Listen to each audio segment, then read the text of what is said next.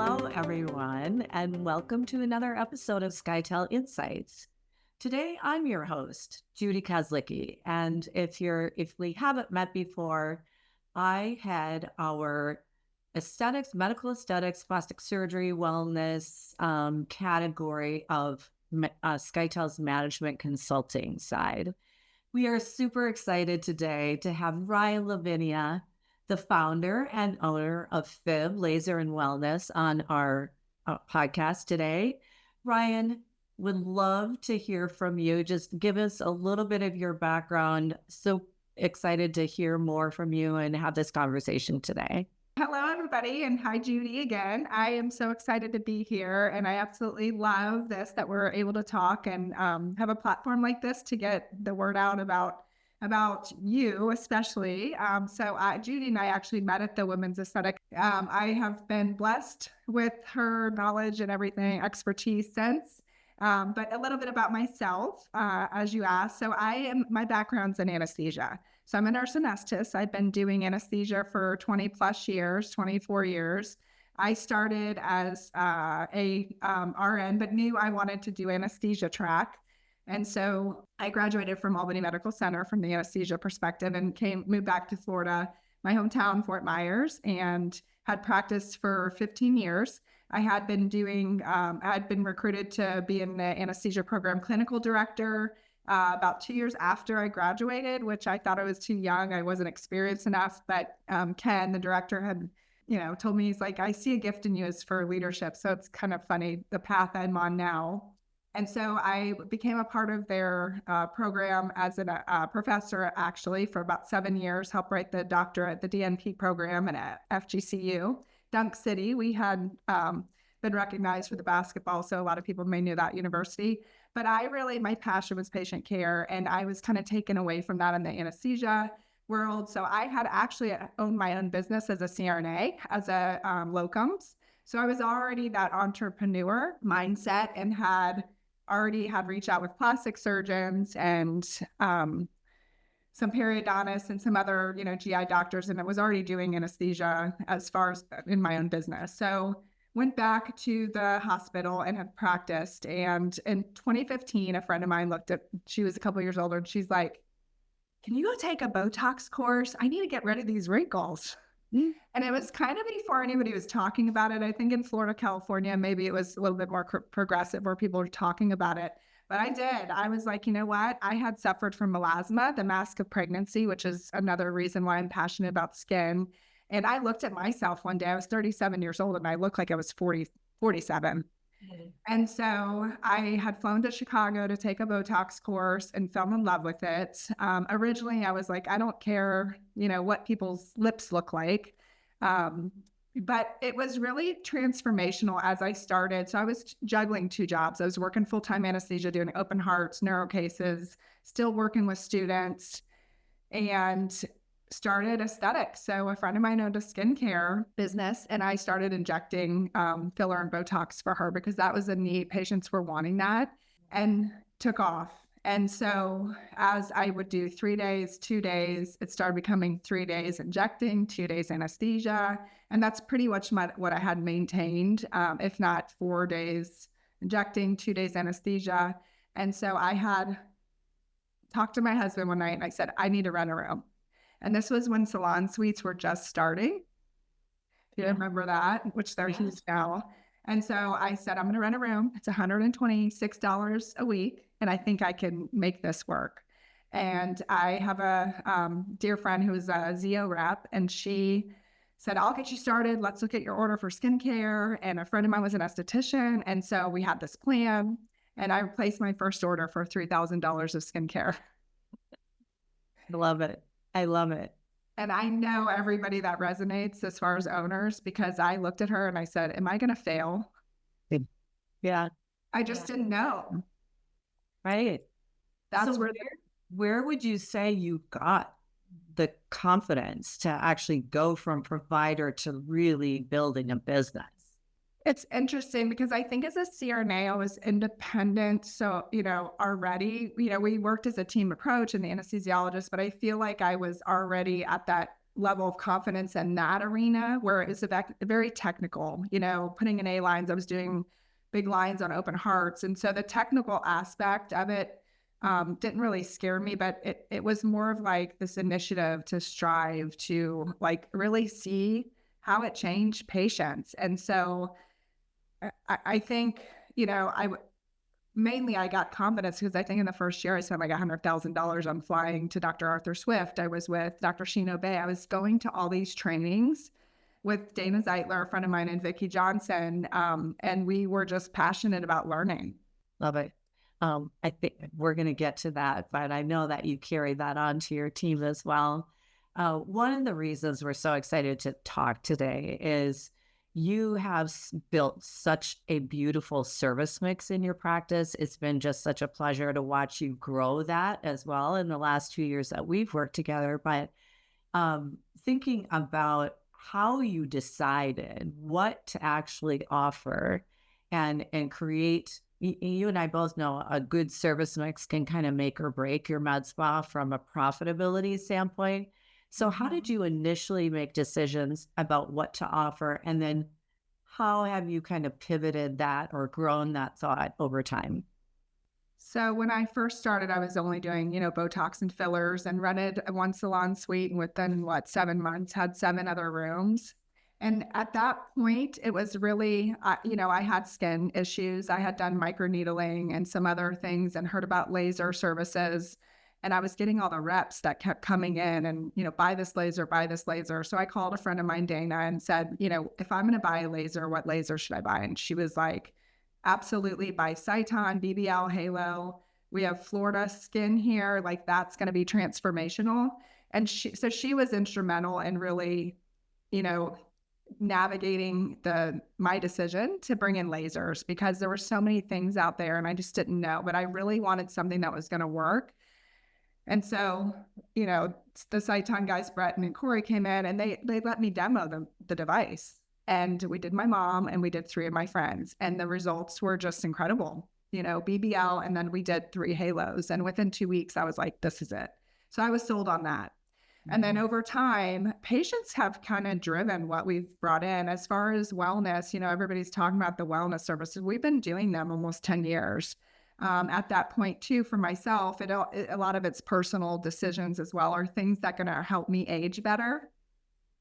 As you know, those services we love. But I had a patient back in 2018 who was flying from Texas and, we really became good friends. And she's like, you know what?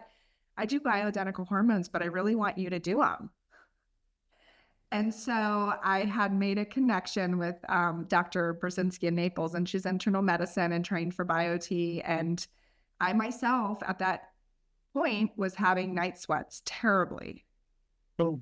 And you're a product. Yes, I've been through it. We all know that. And so I went to train with her on actually the vaginal rejuvenation Diva laser, which we have. And her and I started talking because I said, I really want to bring this into the practice. It goes, hand in hand with my medical background and thyroid management, all that stuff. And so that's really what kind of drove me. She goes, honey, you need testosterone. Isn't it amazing how, I think that does happen to us, right? We either our patients are telling us like they're aging and they're sharing all these things that are happening to them and you want to help them. But when you really make that call is when you're feeling it yourself. It's like, well, I need this. So obviously there's, a greater need and that you can really bring that on and offer that. So that's a big leap. I want to back up because, well, first of all, I want to compliment you because you said something. You said you went to 7 rooms within 7 months. Like, talk about rapid growth and telling you, the writing's on the wall. You've got something here. So congrats on that. But thank you. You also mentioned your first laser was a Skytale, and I'm a big fan of Skytale. Skytale to me is the Bentley of all laser systems, and yet it is also probably the most expensive. And so I'm sure there's a lot of young med spa owners out there that might be listening that says, oh my gosh, well, yes, I would love that, but how did you make that leap to take, to make that investment in that, or why did you go straight there to the Top Gun?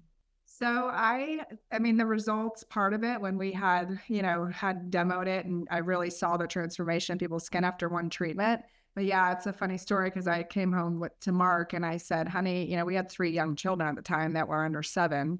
And I said, we're buying our second house. Yeah. Yes. It really was that. And he looked at me and he's like, you really think this is going to, I mean, the 7 rooms thing helped, but yeah, he said, you're going to make this happen. I know it will, and so we took a leap of faith and I'm like, I'm going to pay this thing off, within a year was my goal. And it happened. I talked to every patient about it and still to this day, which we'll get into about, really a treatment plan and, offering multimodality approach to helping patients meet their goal. And I knew I could do it, with Florida Skin. I suffered from a lot of sun damage as well. So that to me was an easy decision, even though it was very expensive. Yeah. Made payments and allocated where I could. And, it made me hustle even more. Good for you. You definitely have the hustle. I know that. And I think that does lead really nicely into thinking about how do you determine, the ideal service mix you have. You've mentioned, offering hormones, offering obviously injectables and your laser services. What is it that's determining kind of your right mix for them? Patient demographic. I think when you're looking at, your data, which we love data, and Skytale helps me with all the data, I think you really have to look at your demographic, number 1. And 2, really what patients are asking. And I know there's this social media, all the trends, right? But we are very systematic in what we bring in. I'm not the first one to pull the trigger. I mean, and Saitan, the heroic, I love it, but I wasn't the first one to buy it. I just kind of pause and see how things, the PDGF craze right now, like we pause and really see what I'm very evidence-based literature. What's the, what's this, the evidence really showing. And I think that's really important too, for owners not to just jump on the next best thing. Right. When you're trying to make a decision. Yeah. It's hard to know like what is just the next phase or fad, as opposed to what's really going to be tried and true. So it sounds like you not only do your research in the science and efficacy of these, treatments and products that you're offering, but you kind of wait to see a little bit before you bring it on. Yeah. And I think having a network throughout the years of traveling and going to do these trainings and through Saitan, I made connections with like, say, Dr. Jay Burns. And when I was looking at RF microneedling, I reached out to him and said, he's done the clinical research. He has helped, and I think having that outreach, and anyone can call me if you're looking at a device, but I think, having that colleague support and calling, friends out in businesses, hey, do you have this device? How is it working for you? Is it sitting? Are your providers using it? Are you getting results? I think that's really important to do your own research and not just, I love our reps, but not just calling the people that they give you to call to see if the equipment and supporting as well. That's another, what's the education that they're giving you? What's the support? Are they providing continual education? Because as we grow and as you add providers, can you make a phone call to a company and say, hey, I just onboarded a new provider, I need training. And that's huge to us because we're not just going to buy a machine, and we do internal training, but I do really feel like the companies who've really been around a long time offer that support as well.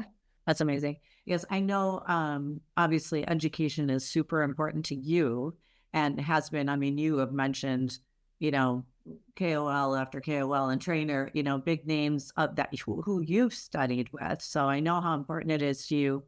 And in some cases, it's the state that determines who can actually provide certain treatments. Obviously, Florida has its distinct regulations. So, outside of those pieces, whether it's an NP or a PA or an RN or a laser technician, how do you determine who can provide what services in your practice? So this industry, as we know, has been called the Wild Wild West. And different states have different regulations. We have a plastic surgeon, medical director, who has been in town forever. And, we have standards. We have a scope of practice that we follow for providers. Again, like even phlebotomy certification, I'm really big on that, getting these providers certified depending on their level of education, number one, and two, what the state regulates. So for us in Florida, only nurse practitioners can run the class 4 lasers. And then, the medical estheticians can do some devices as well, overseen by the nurse practitioner. And we have physician assistants as well. But we don't have our medical director, directly on site. So that determines, what estheticians can do as well. But class 4 lasers for us are a hard no. I think, just having the education of a provider, nurse practitioner or physician assistant as well, because understanding, at a cellular level as well, I think is important. But again, I train for Allergan too. And, some of the best RNs have trained us. I mean, I think it depends on the person, not just the title, as you know. And yeah, different states regulate different things, but the important thing is patient safety. Absolutely. As you grow your team, you mentioned if I add a new provider, I can call on my vendors, I can trust them to help support and offer training. But you also mentioned providing some training yourself. Can you talk just a little bit about that? Just share kind of your process or the types of things and the ways that you incorporate that into your team? Yeah, so that has been something you and I have developed as well. And, it is a struggle. I listen to a lot of podcasts and I've talked to other colleagues that are growing, rapidly. And it's a journey and a sacrifice to train these providers because we have very high standards. We, we have a whole onboarding process. It's really a 90-day, we do hire new providers that have no aesthetic, experience, which is good depending on the patient. We obviously, our interview process is pretty thorough with that as well. But it's really an investment. So our onboarding's 90 days, depending on everybody's learning curve as well. And I feel like the anesthesia clinical director position and really training CRNAs, anesthesia students throughout for years helps me, with this whole thing. It's all coming full circle, but we're very strategic, fillers, Botox, teaching them systematically, full framing the face, cheeks, the first thing I learned was nasolabial folds, which back then that's all we were doing, that and lip. Right. So we bring in outside trainers as well. Like David Weir was just in our practice, and Vicki Johnson's another person. She's an Allergan trainer. And so we close the practice for, a couple hours as well to train all the providers, depending. But yeah, there's a 90-day, and then we have a review. And if they're meeting their metrics, they have checklists of how many treatments they have to do, especially on the lasers, like 20 BBLs, 20 Moxies, before they can actually do paying patients, because we want to make sure, on top of it, building confidence, right? This is a conversation we have all the time. Mm-hmm. I don't want them to be in the room and be uncomfortable. And even the toxin, we teach them full face. I want them to feel comfortable doing DAOs, doing the platysmal bands as well. So I feel like we're fully comprehensive, but it's always, a work in progress. And then we, a year experience, 2 years experience, and the master injector, that title, really, we talk about that. What is that? Yeah. Well, what is it, Ryann? When you can walk in a room and give a full comprehensive treatment plan, educate a patient, empower them to make decisions, but really have a frank conversation. And, you can walk in there and recommend a 6 to 10 treatment of fillers, maybe, or a laser journey, and the other day it was like a $10,000 treatment plan for a patient. I feel that's when you've reached that master provider, aesthetic provider title. Yeah. And it's a struggle. I didn't get there. I mean, I struggled. It's like one syringe. Oh my gosh, and it's very results driven for me. It's just the mindset, and it's like the one boob conversation, which walk in a plastic surgeon and want one boob. It's not one syringe anymore. So it's rare that I can't afford this total breast dog. Can you just do one? Yeah. Yeah, I love that analogy. But you're right. It so much relies on confidence. And I think what I love and you definitely described it very well, what you've been really thorough about is it's not just about time that, oh, well, you've been with me now a year, so you've advanced to this. It's about number of treatments. How many times have you been hands-on performing this specific treatment? And, really being close to their actual patient and the results and seeing and viewing and making sure that the confidence is there. I think it's almost, in my mind, it's almost often more dangerous with a laser, like some of the risks that can occur or bad outcomes that can occur with a laser. And so really, truly understanding, how the skin responds to those things. And you are definitely a leader with Skytale. I know you do training for them as well on the injectables. So I think your team is very fortunate to have such, knowledge base, and that you share that, because like you said, it's truly an investment, not only of your time, but of all the knowledge and experience that you have to be able to share that with your team and others, because I know you obviously train outside your own team as well. And I know more is coming in that arena. You feel free to share if you'd like to. Okay. Yeah. And, just some advice for people. I think, I had a conversation with one of our one providers when we're going over monthly KPIs. She wants to do intraocular hollows injections. And, we talk about that. There are things, and I being an Allergan trainer as well, when you walk into somebody who's not had any experience and they ask to inject temple, if they can learn temples, to me, that's a hard no. And, educating them on the fact that, that's a high risk area. There's areas that shouldn't be injected for a while until you master the anatomy, take a cadaver course, even, things like that. So I think provider or owners should not be afraid to tell their providers no. And I'm like, let's hone in on the skills you're really good at. And it's okay to say, you know what, that's not my specialty. I'm going to send you to Ryann to have that done. And, I think that's the tough part.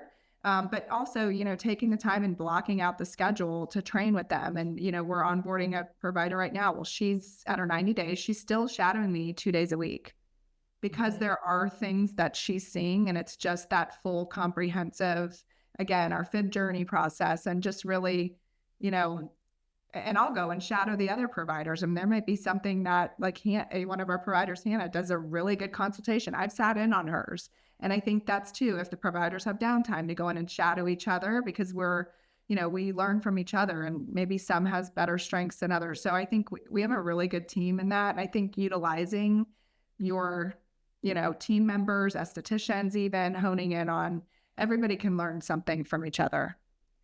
Yeah. And that's with the training center. So I have a passion for training, and even more so on an internal level, where my vision for a training center, I heard a statistic that somebody had said, we're going to need like 10,000 aesthetic injectors in the next 10 years. You hear that about nursing shortages. And yeah. So how do we keep up? So continuing to educate and do that. Are you, with your training center, are you just primarily going to be focused on injectors, or injectables? Or are you going to offer other types of training as well to kind of help with that whole service mix piece? Yeah, so being the aesthetic, laser, and wellness part. So we are looking, obviously the injectors, we have Dr. Bitters coming as well. So we're a lasers center for training. because I do feel like, unfortunately, we already are collaborating with some of the universities in our area. They have PA students that are rotating as a clinical site. Because I believe in that because it's a elective for them. There's no real training. Like when I got out of anesthesia school, I was ready to go. They put me to work, and we don't have that. Yeah. Yeah. So these nurse practitioners and PAs are graduating with no experience. And so they can't find jobs. They say nobody will train me, nobody will hire me. So we're developing a training center for injectables, laser, and the wellness stuff as well. And so 2026 will be a big year for that. And again, I feel like spreading the wealth because of safety, patient safety. If we have a bad outcome, it's bad for everybody. Right. Right. And, it'll help our team internally as well, because there'll be like workshops set up that they can participate in as well. Amazing. I'm so excited to see it now. So Ryann, if you, let's speak to a new med spa owner today, how would you guide them, or what's one piece of advice that you would guide them on their actual service menu as they start to open their practice? I think, as far as the liquid crack, if we call it, right? Yeah. Botox, neuromodulators, injections, Dysport or Daxi, whatever you're going to use. But the actually, and that's a good point, to carry a wide variety, because that's important as well, that we do have options now to carry. And I think that's important, but that is, people search that all the time. I think that is one of the biggest known, aesthetic treatments that's instant. I mean, it's pretty, within a week, people look better. So that for sure.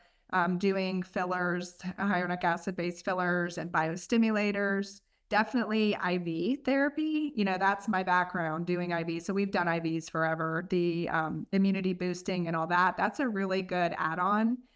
It may get some people in the door, because they're looking for hydration or, hangovers. But the wellness, projected, if you read a lot of the projected or projections, the wellness side's huge. People want to not only look good, but feel good. Mm-hmm. And as you and I know, we've been doing hormone replacement for a long time. And I don't know what I'd do without it. Right. Right. True. What I was going to say is you sort of hit the nail on the head. We often help practices when they're getting started and or we're helping them expand and grow and scale. Like in your case, when folks typically get started, they do start with the toxins and injectables in particular. One, because it draws in patients. So like you said, it's the liquid crack. It's what brings patients in. And initially when you get started, what you want to do is get that patient flow. You want to build your patient base. But we all know that our cost of goods is much higher for those types of services. So that means in essence, our margins are going to be lower. Like we are not bringing as much money in, but it's super important to grow that patient base. But as you do, and you enter like year 2, year 3, or when you're comfortable with that, you can start introducing your lasers, your energy-based devices, some of these wellness treatments, and that. So these are more higher margin services, so that we get to a really good, what I like to call a healthy service mix. And there's multiple reasons, right? You and I mostly have been focused on that, offering a well-rounded approach to your patient, giving them the internal and external beauty and looking good, feeling good, but also from the health of your business. This is what helps your overall profitability, right? So we've seen you grow that over time. And I think for our general audience, it's really good to know this is an okay way to start. And when you can make the leap and make the investment, it is well worth it. And I know Ryann would agree with that. 100%. Yeah. Amazing. Is there any? Yeah, I think, and that's laser hair. We really didn't talk, but the other thing I forgot to mention is adding an esthetician. The skin side is so critical.